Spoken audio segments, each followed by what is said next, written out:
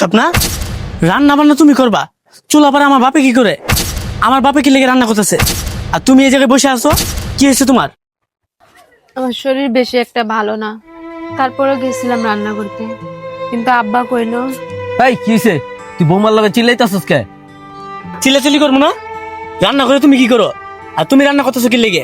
ও রান্না করতে পারে না? ওই জায়গায় বসে রয়েছে নবাব জাতির মতো, আর তুমি রান্না বান্না করতেছো। মানুষে দেখলে কি মান সম্মান থাকবো? সিসি কইবো, আমাকে মুখে থুতু দিব যে বউ বসে থাকে আমরা কাজ করে খাওয়াই। এই তুই যে চিল্লাচিল্লি করতাছস, তুই কি জানোস বৌমা যে অসুস্থ? না আব্বা, আমি তো এটা জানি না। এই, তুমি যে অসুস্থ তুমি আমার কও না কি লেগে? এই তোরে কে কি বলবো, তুই বুঝোস না?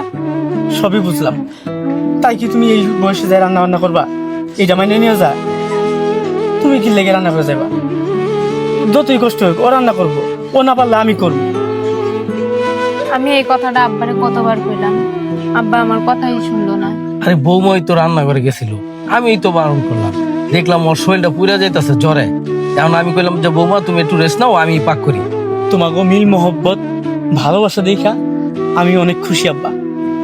এমনও সংসার আছে খাবার দাবারের অভাব নেই, সেই সংসারে ভালোবাসার অভাব আছে।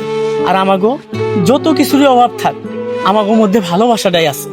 আমাগো সুখের সংসার।